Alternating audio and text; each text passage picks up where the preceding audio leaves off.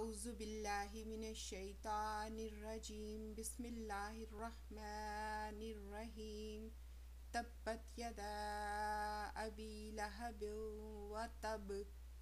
ابو لہب کے دونوں ہاتھ ٹوٹ گئے اور وہ خود ہلاک ہو گیا۔ ما اغنی عنہ مالہ وما کسب، نہ تو اس کا مال اس کے کام آیا اور نہ اس کی کمائی۔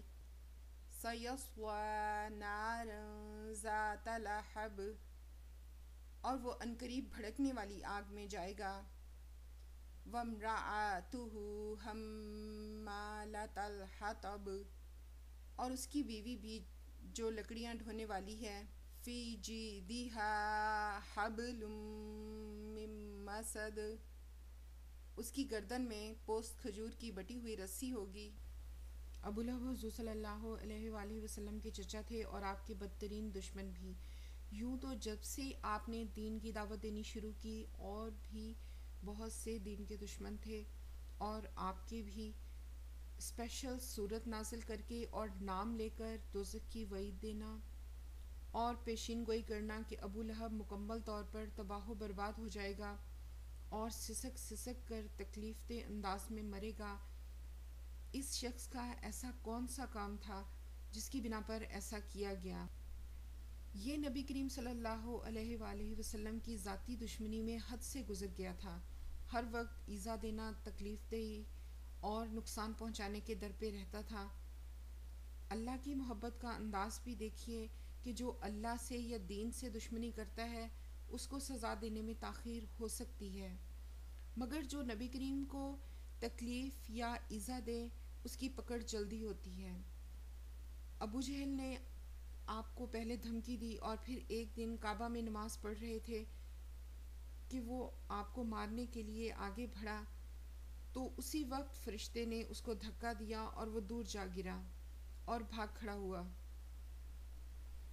ابو لہب اپنے مقصد میں قطعی طور پر ناکام ہو گیا جس کے لیے اس نے پورا زور لگایا تھا۔ تھوڑے عرصے بعد ہی یہ پیشین گوئی حرف بحرف سچ ثابت ہوئی۔ ملیگننٹ پوسٹیوٹ کی بیماری ہو گئی جس کی وجہ سے گھر والے اسے جنگل میں چھوڑ آئے۔ وہ وہاں سسک سسک کر مر گیا۔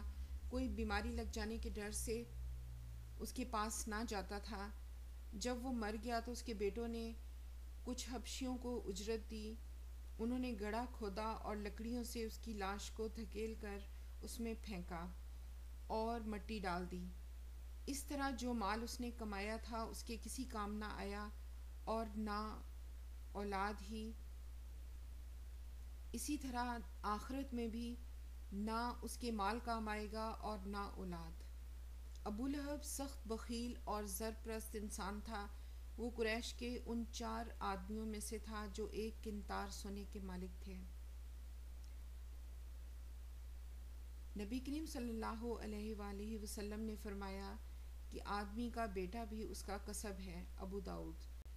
اٹ مین کہ اس کی اولاد بھی اس کے کسی کام نہ آئے گی، کیونکہ اس کی بیٹی اور بیٹا مسلمان ہو گئے تھے۔ جن لوگوں کا خاتمہ کفر پر ہوتا ہے ان کی اولاد چاہے کتنی ہی نیک ہو کچھ کام نہ آئے گی۔ بھڑکتی ہوئی آگ میں ڈالا جائے گا، دنیا ہی میں دوزخی قرار دے دیا گیا، اور آخری وقت تک وہ اور اس کی بیوی ایمان نہ لائے۔ اس کی بیوی بھی جو دنیا میں دین کی دشمنی اور نبی کی دشمنی میں پورا پورا ساتھ دیتی، اور اگر وہ باہر جا کر جہاں جہاں نبی کریم دعوت حق دیتے ان کو برا بھلا کہتا، تو یہ اشعار کے ذریعے دین حق اور نبی کریم صلی اللہ علیہ وآلہ وسلم کی ہجو کرتی۔ جہاں معلوم پڑتا کہ کوئی دین حق کی طرف راغب ہو رہا ہے، لگائی بجھائی یا غیبت کر کے ہٹانے کی کوشش کرتی۔ لگائی بجھائی میں وہ تمام ہتھ کنڈے یا گناہ آ جاتے ہیں جو اپنے دشمن کے لیے استعمال کیے جا سکتے ہیں۔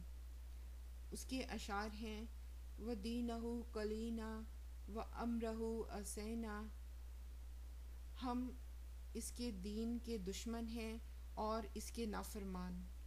چونکہ دنیا میں اس نے اپنے خاوند کا ساتھ دیا تو آخرت کے عذابوں میں بھی اس کے ساتھ شریک ہوگی۔ جو لوگ بھی اللہ اور رسول کے دشمنوں کا ساتھ دیتے ہیں وہ عذابوں میں بھی ان کے ساتھ شریک ہوں گے۔ آج کی ابو لہب پرنٹ، الیکٹرک اور سوشل میڈیا ہیں جن کے ذریعے آسمانی مذاہب کے خلاف شکوک و شبہات کی یلغار کی جا رہی ہے۔ اس نے مذہب کی جڑوں کو ہلا کر رکھ دیا ہے۔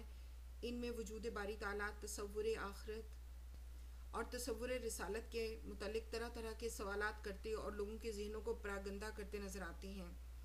یہودیت، عیسائیت اور ہندو مت اس کا شکار ہو کر سجدہ ریز ہو گئے، مگر ان کو مسلم معاشروں میں سخت مزاحمت کا سامنا کرنا پڑا اور پڑ رہا ہے، مگر وہ اپنا کام کر رہے ہیں، اور اچھے خاصے مسلمان نوجوان بھی ان سے متاثر ہو کر دین سے بدظن اور دین سے دور ہو جاتے ہیں۔ ہمارے مسلم میڈیا میں کام کرنے والے اکثر لوگ قرآن و سنت سے علم حاصل کرنے کی بجائے میڈیا سے علم حاصل کرتے اور پھیلاتے ہیں تو فتنہ اور گمراہی ہی پھیلائیں گے۔ والدین کا فرض ہے کہ وہ اپنے بچوں کو میڈیا کے حوالے نہ کریں، ان کو اتنا دین کا علم دیں کہ وہ ان کے جھوٹے پروپیگنڈا سے اپنے آپ کو بچا سکیں۔ اگر ان کے بچے میڈیا استعمال کر رہے ہیں تو اسلامک ویب سائٹ کھولیں۔ آج الحمدللہ میڈیا پر Islamic short movies, drama, cartoon اور سب کچھ ہے۔ اپنے بچوں پر توجہ دیں اور ان کو گائیڈ کریں کہ وہ یہی ویب سائٹ استعمال کریں۔ جتنا ممکن ہو بچوں کو میڈیا سے دور رکھیں، اور آج دین اور ایمان بچانے کے دو ذریعہ ہیں: اہل اللہ کی صحبت یا پھر اہل اللہ کی زندگی کو پڑھ کر بچوں کو سنائیں۔